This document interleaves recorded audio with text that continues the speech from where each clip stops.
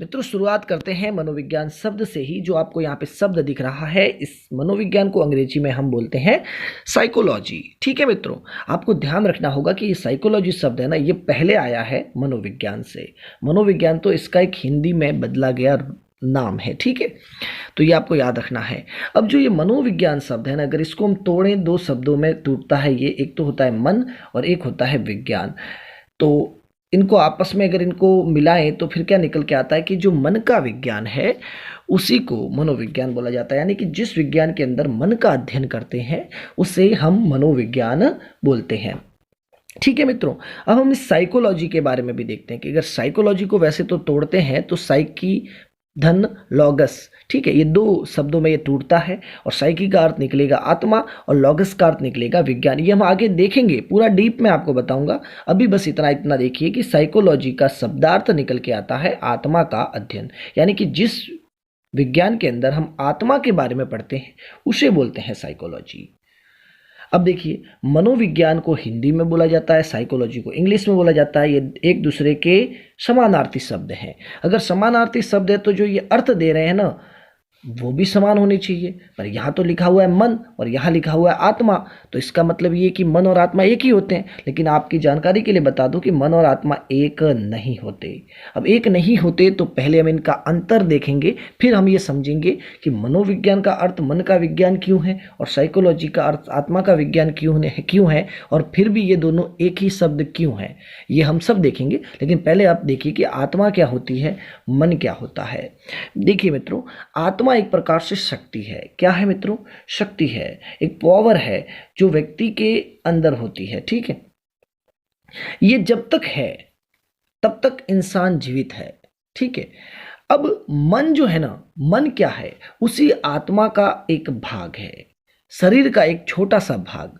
आपको बता दूं कि वैसे तो साइंस दिल को सिर्फ रक्त का पंपिंग करने वाला भाग ही बोलता है कि दिल जो है वो रक्त को पंपिंग करता है, रक्त को एक स्थान से दूसरे स्थान पर पहुंचाने के लिए उसको पंप करता है बार बार।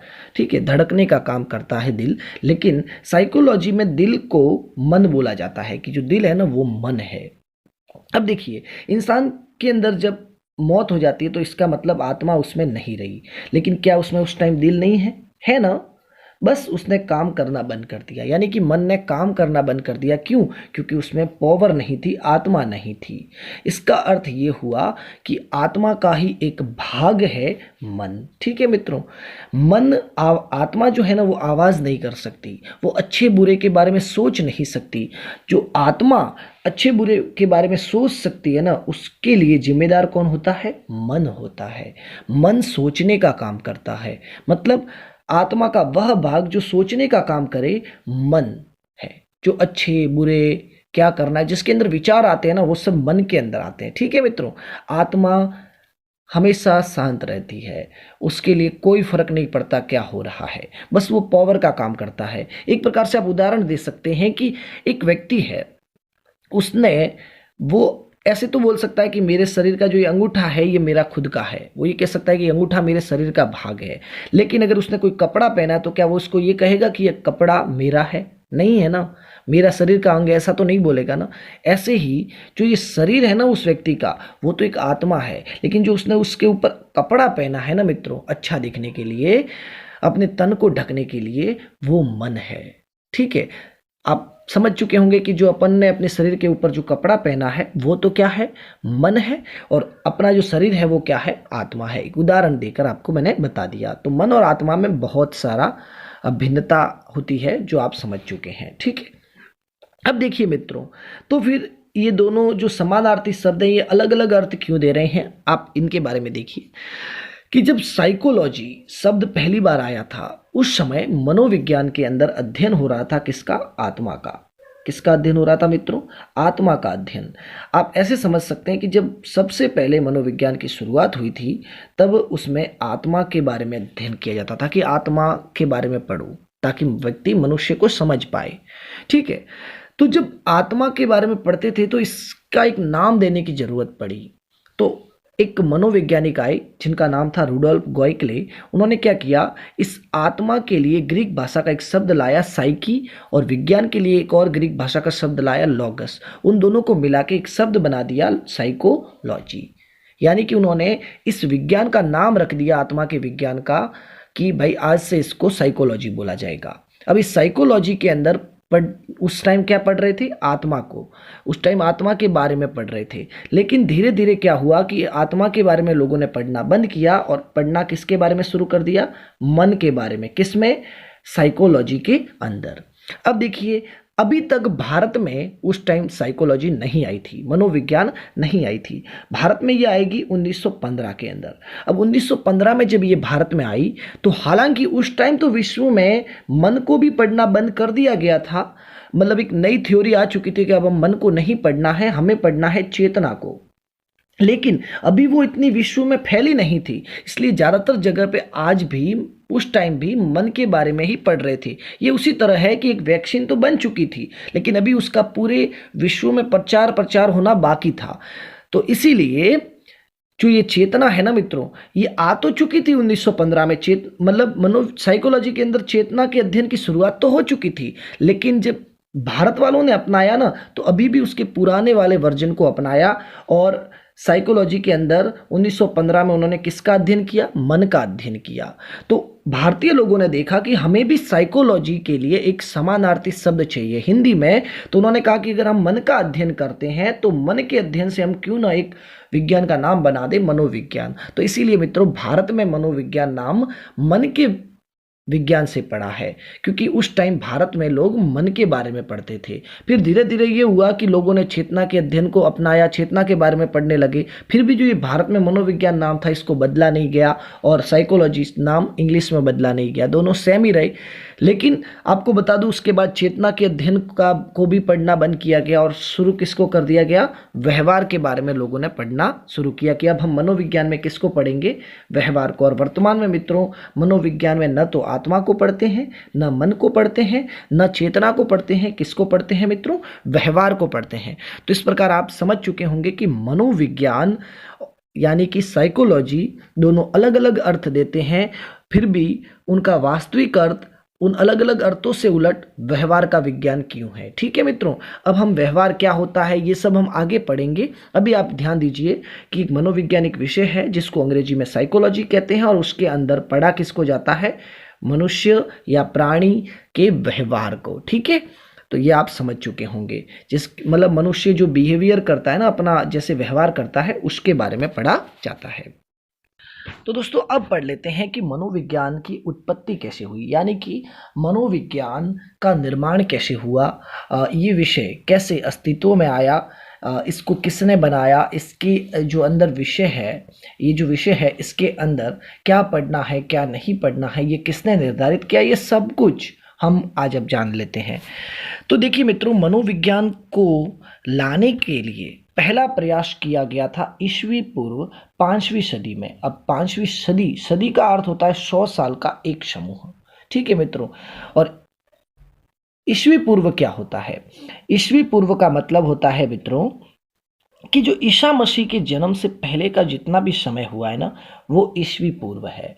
अभी हम कहाँ पे हैं, 2021 सन में हैं, ईस्वी में हैं, यानी कि ईसा मसीह के जन्म को 2021 साल हो चुके हैं। अब उनके पहले जो समय था ना, वो ईस्वी पूर्व में गिना जाता था और उल्टा चलता था। जैसे अभी 2021 के बाद 2022 आएगा, मतलब सीधा चलता है, लेकिन वो घटते हुए क्रम में होता है। जैसे कि ईसा पूर्व 399 के बाद कौन सा समय आएगा, ईसा पूर्व 398 आएगा, न कि ईसा पूर्व 400। ठीक है, तो ऐसे घटता गया और फिर ईसा पूर्व 1 आया, और उसके बाद पहला साल शुरू हो गया ईस्वी का। ठीक है मित्रों, तो ऐसे ही ईसा पूर्व 5वीं सदी के अंदर पहला प्रयास हुआ था। किन के द्वारा हुआ मित्रों, वो हुआ सुकरात के द्वारा। सुकरात का जन्म जो है वो हुआ था 470 ईसा पूर्व में, कोई 469 ईसा पूर्व भी बोलता है। आप चिंता न करें, एग्जाम में एक ही आएगा या फिर दोनों ही नहीं आएंगे। ठीक है, और इनकी मृत्यु मानी जाती है कि 399 ईसा पूर्व में हो गई थी। अब ये कहाँ के रहने वाले थे, ये यूनान देश है, वहाँ के रहने वाले थे, और यूनान देश के रहने वाले थे, इसलिए इनको यूनानी कहा जाता है। ठीक है मित्रों, ये दार्शनिक थे, यानी कि दर्शन शास्त्री थे। दार्शनिक दर्शन शास्त्री क्या होते हैं? जो लोग दर्शन शास्त्र विषय का अध्ययन करते हैं ना, उनको दार्शनिक बोला जाता है, दर्शन शास्त्री बोला जाता है। यानी कि जैसे एक वैज्ञानिक होता है, वो विज्ञान का अध्ययन करता है, वैसे ही जो दर्शन शास्त्र का अध्ययन करेगा उसको क्या बोला जाएगा मित्रों? दार्शनिक या दर्शन शास्त्री बोला जाएगा। तो शुकरात जो है वो दर्शन शास्त्र का अध्ययन करते थे। अब दर्शन शास्त्र क्या है? ये एक विषय है। अब इस विषय के अंदर क्या पढ़ा जाता है मित्रों? तो दर्शन शास्त्र के अंदर मित्रों खोज की जाती है, किसकी? परमात्मा की। खोज की जाती है ईश्वर की, मतलब खोज की जाती है आत्मा की, खोज की जाती है ब्रह्म की। अब इसको आप, मुझे पता है स्पष्टतः नहीं समझ पाए होंगे, तो उसको आप ऐसे समझिए कि बाकी सारी जो विषय है ना, उनमें ज्ञानेंद्रियों से प्राप्त ज्ञान को सीखा जाता है। जैसे कि अपनी ज्ञानेंद्रियां कितनी हैं? 5 हैं। कौन कौन सी? आँख, कान, नाक, जीभ, त्वचा। अब जैसे मैंने किताब को हाथ लगाया अपने हाथों से, तो मेरी त्वचा उस किताब के संपर्क में आई। भले ही मेरी आंखें बंद है, फिर भी मुझे पता है कि ये क्या है? किताब है। क्योंकि इस जो मेरी त्वचा जो ज्ञानेंद्रिय है, उसके द्वारा जो ज्ञान मेरे मस्तिष्क तक पहुंचा, तो मेरे मस्तिष्क ने फटाक से तस्वीर बना दी कि एक किताब है। तो मतलब मुझे ज्ञान मिला किससे? ज्ञानेंद्रियों से। तो वो ज्ञान जो ज्ञानेंद्रियों से नहीं मिलता, उसका अध्ययन हम दर्शन शास्त्र में करते हैं। जैसे आत्मा को तो कभी ज्ञानेंद्रिय देख ही नहीं सकती, महसूस ही नहीं कर सकती, तो इसका मतलब आत्मा के बारे में किस में पढ़ेंगे? दर्शन शास्त्र में। ईश्वर को किसने देखा है? परमात्मा को किसने देखा है? ब्रह्म को किसने देखा है?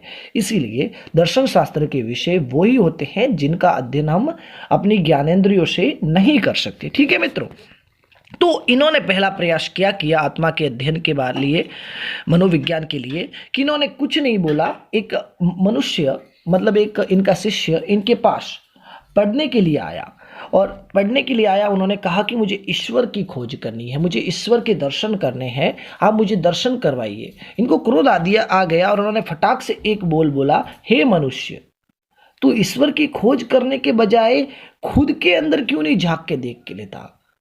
मतलब तू खुद के बारे में क्यों नहीं जान लेता? तू मनुष्य है, तुझे खुद के बारे में जानना चाहिए। उन्होंने पहली बार बोला कि मनुष्य को मनुष्य के बारे में जानना चाहिए, मनुष्य को मनुष्य के बारे में अध्ययन करना चाहिए। अगर तुम अपने अंदर झांक के देखोगे तो तुम जो चाहते हो ना, वो तुम्हें मिल जाएगा। यानी कि उन्होंने आत्मा, उन्होंने अपने आंतरिक जो शक्तियां हैं, जो अंतर निहित शक्तियां हैं, मतलब जो अंदर निहित शक्तियां हैं, उनको महत्व दिया। और उन्होंने कहा कि तुम्हें अपने अंदर जो चीजें हैं ना, उनको समझने की जरूरत है। तुम बाहर क्यों ढूंढ रहे हो? अगर अंदर वाली चीजों को ढूंढोगे तो तुम्हें जो चाहते हो वो मिल जाएगा। तो मित्रों, बस उन्होंने ये कथन कहा था, लेकिन इनके शिष्य प्लेटो, उन्होंने वो बात सुन ली और दूसरा प्रयास उन्होंने किया मनोविज्ञान के लिए। कब किया? ईस्वी पूर्व 5वीं सदी से लेकर 34 सदी ईसा पूर्व के बीच में। ठीक है मित्रों, क्योंकि इनका जन्म हुआ था ईस्वी पूर्व 5वीं सदी में। कोई कहता है कि 428 ईसा पूर्व में हुआ, कोई कहता है 427 ईसा पूर्व में हुआ, कोई कहता है 424 ईसा पूर्व, कोई कहता है 423 ईसा पूर्व। कोई तय नहीं है, इसलिए आपको याद ही नहीं करना। और इनकी मृत्यु मानी जाती है 348 ईसा पूर्व में, कोई कहता है 347 ईसा पूर्व में। ईसा पूर्व को BC से भी डिनोट कर सकते हैं। ठीक है मित्रों, ये भी दार्शनिक थे, क्योंकि सुकरात के शिष्य थे, यूनान के ही थे, आप जानते ही हैं, मैंने यहाँ लिखा हुआ है। तो देखिए, इनके ऊपर सुकरात के उस कथन का बहुत ज्यादा प्रभाव पड़ा। क्या? कि मनुष्य को खुद के बारे में अध्ययन करना चाहिए, मनुष्य को मनुष्य के बारे में अध्ययन करना चाहिए। और उन्होंने फिर एक थ्योरी दी, और उस थ्योरी को लोगों के लिए सामने लाने के लिए उन्होंने किताब लिखी जिसका नाम था दी रिपब्लिक। ठीक है मित्रों, तो प्लेटो ने अपनी पुस्तक दी रिपब्लिक के अंदर आत्मा को समझाते हुए, आत्मा की अवधारणा देते हुए कथन बोल दिया कि आत्मा ही परमात्मा है। अब देखिए मित्रों, उन्होंने ऐसा क्यों बोला? कि उन्होंने कहा कि मेरे गुरु सुकरात ने कहा है कि मनुष्य को अपने अंदर झांक के देखना चाहिए, और अगर मनुष्य अपने अंदर झांक के देखेगा तो उसे जिस चीज को पाने की इच्छा है ना, वो उसे मिल जाएगी। और अंदर तो क्या है? आत्मा है। ठीक है। और अगर मनुष्य अपनी आत्मा के बारे में अध्ययन करता है या आत्मा को समझता है ना, तो उसे जिस चीज की जरूरत है वो उसे मिल जाएगी। और प्लेटो ने कहा कि मुझे तो परमात्मा की जरूरत है, तो परमात्मा की जरूरत है यानी मैं अगर आत्मा को पढ़ूं तो मुझे परमात्मा मिल जाएंगे। तो अगर आत्मा को पढ़ते ही परमात्मा मिलते हैं तो मतलब आत्मा ही क्या है, परमात्मा है। मुझे ईश्वर को कहीं और ढूंढने की जरूरत नहीं है, मेरे अंदर ही परमात्मा विराजमान है। मारवाड़ी में कहते हैं ना, सावली ओ घट माई। हाँ, तो वही बात है। तो देखिएगा मित्रों, उन्होंने दूसरा कथन एक और बोला। उन्होंने दूसरा कथन बोला, क्या बोला? वो बोला है कि देखिए, मनुष्य जो है, ठीक है, और ईश्वर जो है और प्रकृति है, ये तीनों आपस में इस प्रकार गूंथे हुए हैं, इस प्रकार बंधे हुए हैं कि मनुष्य कोई भी चाहकर इन तीनों को अलग नहीं कर सकता। और अगर अलग कर देता है तो इन तीनों का अस्तित्व एक दूसरे के बिना संभव नहीं है। वो कैसे? देखिए, प्रकृति के अंदर 5 तत्व होते हैं, वो तो आप जानते ही हैं, यहाँ पे लिखे हुए हैं, मैं आपको दिखा देता हूँ। एक तो है आकाश, भूमि, हवा, पानी और अग्नि। इन 5 तत्वों से हम जानते हैं कि मनुष्य बना है। ठीक है, वो कहता है ना, 5 तत्वों से बना था और 5 ही तत्वों में विलीन हो गया। तो मतलब मनुष्य प्रकृति से बना है। किससे? प्रकृति के 5 तत्वों से। और मनुष्य के अंदर क्या पाई जाती है? आत्मा पाई जाती है। ठीक है, और अगर मनुष्य के अंदर आत्मा है तो मैंने आपको आगे बता दिया है कि अगर आत्मा है तो मनुष्य के अंदर मन भी होगा। और मन है तो मतलब वो किसी न किसी के बारे में सोचेगा तो उसके मन में एक विचार आएगा कि इस प्रकृति को किसने बनाया होगा। कोई ना कोई तो ऐसी अदृश्य शक्ति है, तो इसीलिए वो किसी न किसी शक्ति को क्या मानेगा? ईश्वर मानेगा। और अगर ईश्वर है तभी तो प्रकृति बनी है, और प्रकृति है तभी मनुष्य बना है, और मनुष्य है तभी वो ईश्वर को मानता है। यानी कि मानो कि अगर प्रकृति नहीं है तो मनुष्य बनता ही नहीं, और अगर मनुष्य बनता ही नहीं तो ईश्वर को कोई मानता ही नहीं। अब मानो कि मनुष्य नहीं है तो प्रकृति होती भले ही, लेकिन ईश्वर को कौन मानता? और अगर ईश्वर को कोई मानता ही नहीं तो फिर प्रकृति की क्या जरूरत पड़ती? और अगर मानो कि ईश्वर है ही नहीं तो फिर प्रकृति को कौन बनाता? और प्रकृति नहीं थी तो फिर मनुष्य को कौन बनाता? इसीलिए ईश्वर, मनुष्य और प्रकृति तीनों को अलग नहीं किया जा सकता। ये किसने बोला? प्लेटो ने बोला। ठीक है मित्रों, अब देखिए, उन्होंने तो सिर्फ ये कथन बोले, लेकिन वास्तव में सटीक प्रयास किसने किया? अरस्तु ने किया, जो तीसरा प्रयास था। ये 3 यूनान की महान आत्माएं हैं, एक है सुकरात, एक है प्लेटो और एक है अरस्तु। सुकरात के शिष्य प्लेटो, प्लेटो के शिष्य हैं अरस्तु। ठीक है मित्रों, अरस्तु का जन्म ईसा पूर्व 34 सदी में होता है, 384 ईसा पूर्व में जन्म होता है और 322 ईसा पूर्व में इनकी मृत्यु हो जाती है। लेकिन इनके ऊपर अपने गुरु की बातों का बहुत प्रभाव पड़ता है। ठीक है, गुरु कौन है? प्लेटो।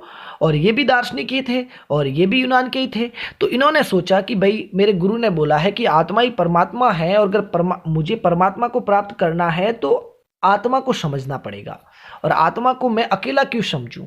क्यों ना मैं आत्मा को समझने के लिए एक विषय बना दूं जिसमें लोग आत्मा के बारे में पढ़ें। और इसीलिए उन्होंने आत्मा के अध्ययन की शुरुआत कर दी मित्रों। तो इसीलिए मनोविज्ञान को शुरू करने का श्रेय किसको चला गया? अरस्तु को चला गया। दोस्तों, यहाँ पे ध्यान दीजिएगा कि अरस्तु ने आत्मा के अध्ययन की शुरुआत तो कर ली, एक विषय का निर्माण तो कर लिया, लेकिन उस विषय का नाम उन्होंने आत्मा का अध्ययन नहीं रखा। उन्होंने नाम क्या रखा मित्रों? अंतःकरण का विज्ञान। अब यहाँ अंतःकरण क्या होता है समझिएगा, जो अपने शरीर के अंदर अच्छे बुरे का जो फैसला लेती है, मतलब शरीर के अंदर जितने भी क्रियाएं हैं ना, उनको नियंत्रित करने वाली जो वास्तविक शक्ति है ना अंदर, उसी को बोला जाता है अंतःकरण, जिसको अच्छे बुरे का ज्ञान होता है। यानी कि अंदर की इंद्री, ठीक है, अपनी जो बाहर की जो ज्ञानेंद्रियां जो बाहर दिखाई देती है वो नहीं, जो अंदर है और शरीर को जागृत रखती है, वो ही क्या है? अंतःकरण है। तो आप कह सकते हो कि एक प्रकार से आत्मा ही अंतःकरण है। बस अरस्तु ने ऐसा किया था कि आत्मा के लिए उन्होंने एक शब्द प्रयोग में ले लिया अंतःकरण। बाकी आत्मा और अंतःकरण को आप एक ही समझ सकते हो। तो उन्होंने जो अंतःकरण का विज्ञान शुरू किया, उसमें अध्ययन किसका हो रहा था? आत्मा का अध्ययन हो रहा था। ठीक है मित्रों, लेकिन उन्होंने एक गलती की कि इसको स्वतंत्र विषय नहीं बनाया। उन्होंने एक विषय की शाखा के रूप में इसे शुरू किया। जैसे कि एक पेड़ है, जो पेड़ था दर्शन शास्त्र का। किसका था मित्रों? दर्शन शास्त्र का। उसकी एक डाली थी, उस डाली का नाम था अंतःकरण का विज्ञान। ठीक है मित्रों, अब इस डाली को तोड़कर एक अलग पेड़ बनाने का जो श्रेय है वो इन्हें नहीं जाता। इन्होंने तो सिर्फ ये काम किया कि एक दर्शन शास्त्र विषय पहले से चल रहा है जिसमें आत्मा की खोज होती है, तो उन्होंने आत्मा के अध्ययन का विषय भी इसमें जोड़ दिया और इस प्रकार दर्शन शास्त्र की एक शाखा बन गई अंतःकरण का विज्ञान। ध्यान दीजिए मित्रों कि कालांतर में जब ये अंतःकरण का विज्ञान है, इसमें आत्मा का अध्ययन हो रहा था, तो लोगों को ये अंतःकरण शब्द पसंद नहीं आया और धीरे धीरे लोगों ने इसका नाम बदल के आत्मा का विज्ञान ही कर दिया। अभी तक इसका नाम साइकोलॉजी नहीं बना है। ठीक है मित्रों, अभी तक इसका नाम सिर्फ यही है कि आत्मा का अध्ययन। ठीक है मित्रों, या आत्मा का विज्ञान। विज्ञान तो हम इसलिए कहते हैं क्योंकि अब मनोविज्ञान एक विज्ञान है। हालांकि उस टाइम ये विज्ञान नहीं थी, इसलिए सिर्फ आत्मा का अध्ययन ही बोले तो अच्छा रहेगा। ठीक है, क्योंकि अभी इसकी जो प्रकृति है ना वो अवैज्ञानिक है। अवैज्ञानिक और वैज्ञानिक में क्या अंतर होता है इसको समझिएगा। वैज्ञानिक क्या होता है, आत्मा के अध्ययन के समय जो मनोविज्ञान की जो प्रकृति है वो अवैज्ञानिक थी। क्यों? क्योंकि आत्मा को कोई देख नहीं सकता था और उस पर प्रयोग नहीं कर सकते थे। अब जैसे मेरा आप मान लो कि अपने शरीर का कोई भी भाग है, जैसे कि आँख ही है तो आँख को ऊपर प्रयोग किया जा सकता है। मेरी अंगुली है तो अंगुली के ऊपर प्रयोग किया जा सकता है, लेकिन अब आत्मा पर क्या कौन प्रयोग कर सकता है? ऐसा कोई व्यक्ति है ही नहीं। इसीलिए जब जिस पर प्रयोग नहीं कर सकते तो वो वैज्ञानिक कैसे प्रकृति हो सकती है उसकी, और वो विज्ञान कैसे हो सकते हैं? इसलिए ये विज्ञान नहीं है। यहाँ पे विज्ञान क्यों लिखा है मित्रों? क्योंकि अब मनोविज्ञान के अंदर जो व्यवहार है ना उसके ऊपर प्रयोग किया जा सकता है, इसलिए अब मनोवैज्ञानिक विज्ञान है। इसलिए इसको सम्मान देने के लिए हम इसके पीछे विज्ञान लगा रहे हैं। ठीक है, बाकी यहाँ पे अंतःकरण का अध्ययन कह सकते हो आप या आत्मा का अध्ययन कह सकते हो। ठीक है मित्रों, अब देखिएगा हमें ये पता कैसे चलता है कि ये अरस्तु ने ही किया था। तो उसके लिए दो व्यक्तियों को मुख्य श्रेय जाता है। एक है रे बर्न। रे बर्न क्या करता है, एक कथन देता है कि मानव के अध्ययन पर चर्चा की शुरुआत तो कई लोगों ने कर दी। जैसे सुकरात ने भी की थी मानव के अध्ययन की शुरुआत, प्लेटो ने भी की थी, उनके पहले हिप्पोक्रेटस ने भी की थी। लेकिन सार्थक रूप में, मतलब एक वास्तव में जो यूज उसका वास्तव में करके लोगों के लिए फायदा किसने पहुंचाया? अरस्तु ने किया, क्योंकि इस उन्होंने विषय के रूप में शुरू किया। अगर बाकी सब तो विचार दे रहे थे पर काम तो इन्होंने किया ना, इसलिए सार्थक रूप से किसने की? अरस्तु ने की थी। ये किसने बोला है मित्रों? रे बर्न ने बोला है। और केलर ने भी एक पुस्तक लिखी है मित्रों, साइकोलॉजी ही पुस्तक लिखी, और उन्होंने बोला कि मनोविज्ञान की जो जननी है ना वो दर्शन शास्त्र है। जैसे कि अपनी हिंदी भाषा की जननी कौन सी है? संस्कृत भाषा है। वैसे ही मनोविज्ञान की जननी दर्शन शास्त्र है, आप जानते ही हैं, पर उन्होंने भी बोला है। और जनक जो है वो अरस्तु है। कौन है मित्रों? जनक अरस्तु है। लेकिन ध्यान यहां पर देना है आपको कि जो जैसे ही इन्होंने ये कथन बोला तो इनका समर्थन करने भी लोग आएंगे। अब समर्थन करने आएंगे तो कुछ विरोध भी करेंगे, किन्हीं को आपत्ति होती है ना, तो वो क्या करते हैं कि अरस्तु जो है उनको जनक नहीं मानते। अब वो कौन है जो अरस्तु को जनक नहीं मानते और कौन समर्थन करते हैं कि भाई हाँ हम तो मानते हैं। ठीक है, तो मित्रों इनके समर्थन में कौन कौन आए? देखिए, रेबर ने तो कथन बोला ही था, केलर ने बोला, उसके अलावा स्किनर और लुंडिस, ये दो बड़े मनोवैज्ञानिक भी समर्थन में आ गए कि वास्तव में मनोविज्ञान की शुरुआत किसने की है? अरस्तु ने। इसलिए फिर मनोविज्ञान के जनक का ताज किसे दे दिया गया? अरस्तु को दे दिया। अब वर्तमान में जो मनोविज्ञान है ना उसको आधुनिक मनोविज्ञान कहते हैं, मॉडर्न साइकोलॉजी बोलते हैं। तो जो पुरानी वाली थी जिसमें आत्मा के बारे में पढ़ते थे, उस प्राचीन मनोविज्ञान का जनक भी कौन है? अरस्तु है। और उस प्राचीन मनोविज्ञान के अंदर पढ़ते किसको थे? आत्मा के अध्ययन को पढ़ते थे, आत्मा का अध्ययन करते थे, इसलिए आत्मा के विज्ञान का जनक भी कौन है? अरस्तु है। अब आत्मा का अध्ययन तो करते थे पर उन्होंने नाम किसका रखा था? अंतःकरण का, इसलिए अंतःकरण के विज्ञान का जनक भी कौन है? अरस्तु है। ये समर्थन करते ही, और आपको बता दूं कि ज्यादातर मनोवैज्ञानिकों ने समर्थन कर दिया कि अरस्तु ही मनोविज्ञान का जनक है। लेकिन एकमात्र मनोवैज्ञानिक आ गया जिसने विरोध किया। उसने कहा कि सबसे पहले आत्मा के बारे में तो प्लेटो ने बोला है, इसलिए प्लेटो जनक है, न कि अरस्तु। अरस्तु ने तो सिर्फ आत्मा के अध्ययन की शुरुआत की है, लेकिन आत्मा की अवधारणा, आत्मा के बारे में सबसे पहले लोगों को बताने वाला तो प्लेटो था। इसलिए भाई साहब मैं कॉल्सनिक जो है प्लेटो को जनक मानता हूं। अब कॉल्सनिक को जवाब देते हुए स्किनर ने एक कथन बोला। क्या बोला? भाई आप क्या जानते हो? मनोविज्ञान के जीवन का प्रारंभ, मनोविज्ञान जो है, एक मानो कि एक इंसान है तो इसके जीवन का प्रारंभ प्लेटो से नहीं हुआ है।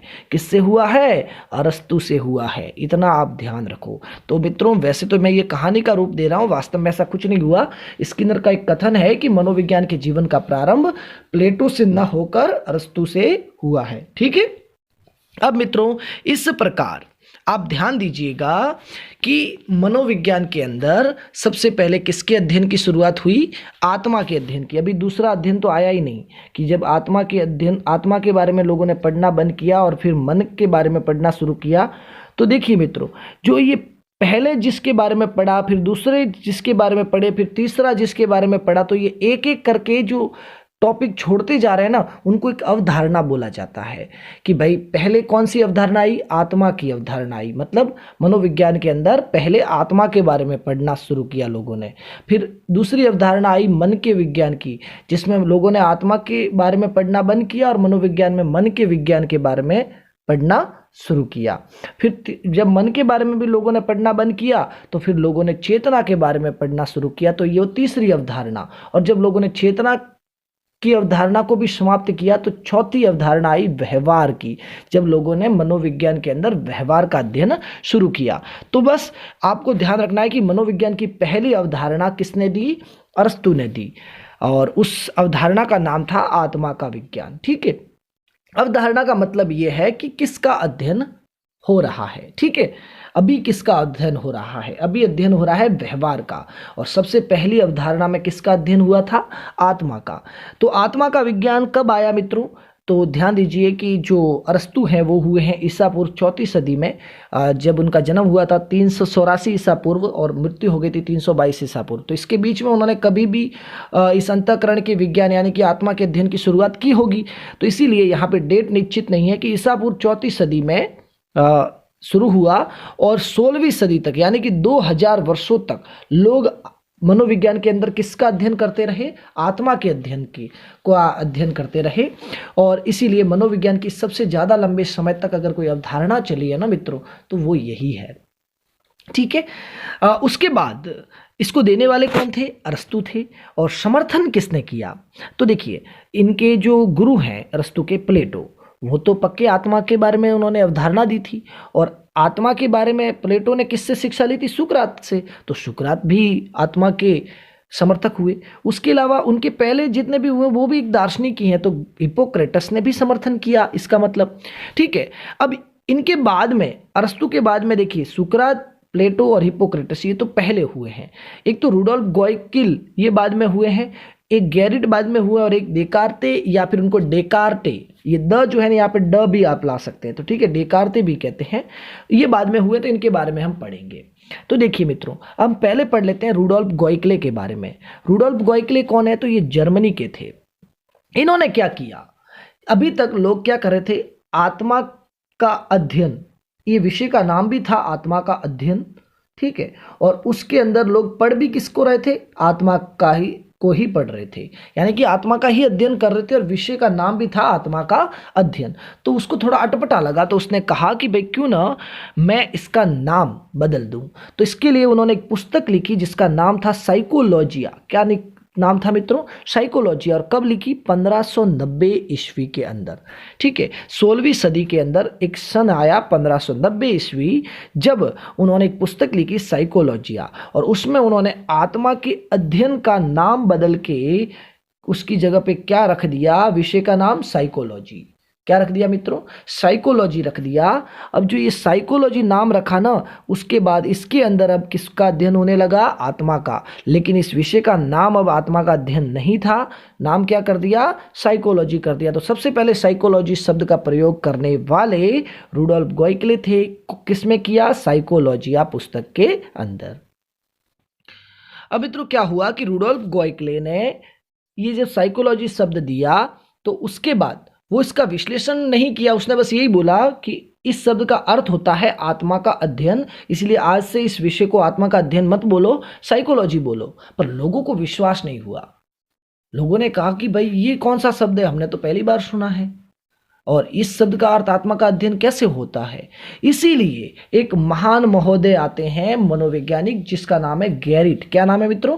गैरिट। उन्होंने कहा कि भाई जो रुडोल्फ गोइकले है ना, वो पागल नहीं है। उन्होंने क्या किया है, दो शब्द लिए हैं, ग्रीक भाषा के दो शब्द लिए हैं। ग्रीक यानी कि यूनानी भाषा, जो यूनान में भाषा चलती है ना मित्रों, उसको ही यूनानी बोलते हैं, और उस भाषा का ही नाम है ग्रीक, उसको ग्रीस भी कहते हैं। ठीक है, उसने दो शब्द लिए। आत्मा, आपके विषय का नाम क्या है? आत्मा का अध्ययन। तो इसमें से जो ये आत्मा है ना, उसके लिए उन्होंने एक शब्द लिया साइकी, ग्रीक भाषा का। ठीक है, और अध्ययन के लिए उन्होंने एक शब्द लिया लॉगस, और फिर इन दोनों को मिला के ये शब्द बनाया है साइकोलॉजी।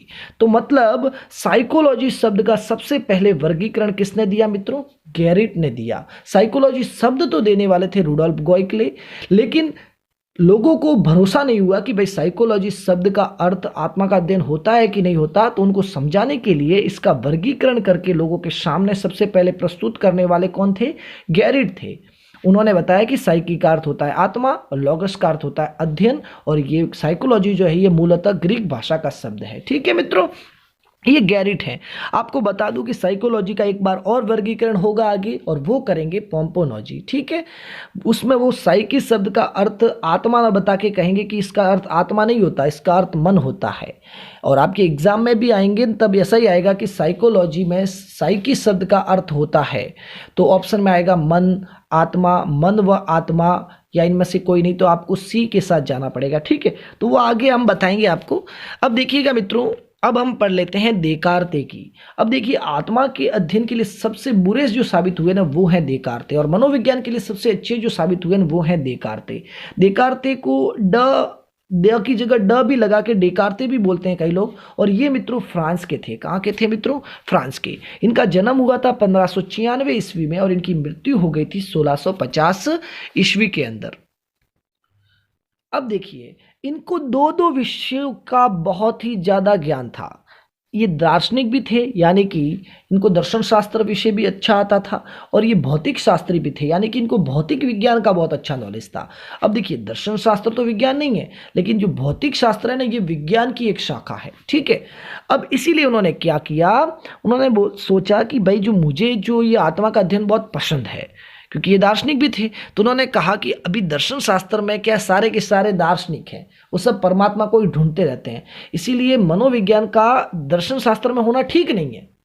क्योंकि अगर लोगों के अंदर इसका सम्मान बढ़ाना है तो इसको दर्शन शास्त्र में नहीं होना चाहिए, इसको किस में होना चाहिए? विज्ञान में होना चाहिए। इसीलिए उन्होंने दर्शन शास्त्र की शाखा जो थी आत्मा का अध्ययन, जिसका नाम पहले अंतःकरण का विज्ञान था, फिर साइकोलॉजी कर दिया। तो जो दर्शन शास्त्र की जो शाखा थी साइकोलॉजी, उसको दर्शन शास्त्र से निकालकर विज्ञान की शाखा भौतिक शास्त्र में जोड़ने का प्रयास किया।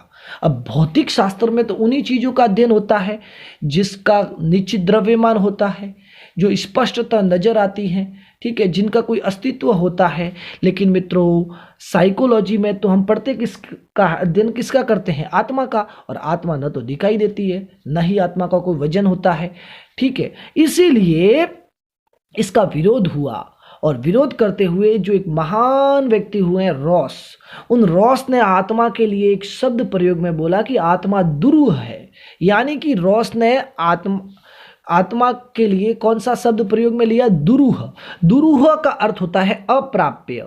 अप्राप्य का मतलब होता है मित्रों, जिसे प्राप्त न किया जा सके, यानी आत्मा दिखाई नहीं दे सकती, आत्मा को प्राप्त नहीं किया जा सकता। ये रॉस ने बोला, ये विरोध करते हुए बोला कि भाई ये दर्शन शास्त्र से भौतिक शास्त्र में नहीं आनी चाहिए। और सवाल कर दिए गए बहुत सारे, आत्मा क्या है क्या आत्मा, कैसी है और कहाँ पे है? क्योंकि भौतिक शास्त्र में वही विषय आता है जिसका निश्चित द्रव्यमान और अस्तित्व हो, लेकिन इसका कोई जवाब नहीं मिल पाया। यानी कि आत्मा के अध्ययन के लिए बुरे साबित हो गए देकार्ते, भले ही वो समर्थक थे। और इसी वजह से साइकोलॉजी के अंदर जो दर्शन शास्त्र की शाखा में भले ही होते हुए ये दर्शन शास्त्र में फिर भी रहा, भौतिक शास्त्र में तो जोड़ नहीं पाए डेकार्ते, फिर भी दर्शन शास्त्र के अंदर भी ये जो सवाल हुए ना, इनका जवाब नहीं दे पाने के कारण साइकोलॉजी में आत्मा के अध्ययन को बंद कर दिया गया कि अब हम साइकोलॉजी के अंदर आत्मा का अध्ययन नहीं करेंगे। फिर भी इस बड़े साइकोलॉजी विषय को बंद तो नहीं किया जा सकता। ये विषय का नाम रखा था रुडोल्फ गोइकले ने, तो अब इसका सिर्फ नाम ही रहेगा, इसमें कुछ पढ़ना है ही नहीं। इसीलिए एक नए विज्ञान मतलब एक नए अध्ययन, इस विषय के अंदर एक नए टॉपिक की खोज की गई कि अब किसका अध्ययन करें। एक नया बिंदु, एक नई अवधारणा की खोज की गई। लेकिन ये समाप्त कब हुआ मित्रों? आत्मा का अध्ययन 16वीं सदी के अंत तक, और 17वीं सदी के प्रारंभ में एक नया अवधारणा आई, एक नई इसके अंदर एक टॉपिक मिल गया कि अब हम आत्मा को तो नहीं पढ़ेंगे लेकिन मन और मस्तिष्क को पढ़ेंगे। यानी मन और मस्तिष्क का विज्ञान हमारी सेकंड अवधारणा आएगी, जिसके बारे में हम आने वाले वीडियो यानी कि अगले वीडियो में पढ़ेंगे। और जो ये रॉस जिसने आत्मा के लिए दुरूह की संज्ञा दी थी, वो रॉस फिर इस मन और मस्तिष्क के विज्ञान का समर्थन करेगा। मन और मस्तिष्क के विज्ञान को देने वाले बनेंगे पोम्पोलॉजी, बहुत सारे समर्थक आएंगे, पेस्टोलॉजी भी आएगा। तो ये हम सब पढ़ेंगे। तो मित्रों, आपको ये हमारा पहला वीडियो कैसा लगा है? अगर आपको पसंद आया है ना, तो चैनल को सब्सक्राइब जरूर करना, लाइक करना, शेयर करना, और अपने दोस्तों के साथ हमारी चैनल को के अगले वीडियो को जरूर देखना। अगले वीडियो में लौटूंगा। अब हम मुझे इजाज़त दीजिए। धन्यवाद। जय माता दी, जय भवानी, जय हिंद, जय भारत।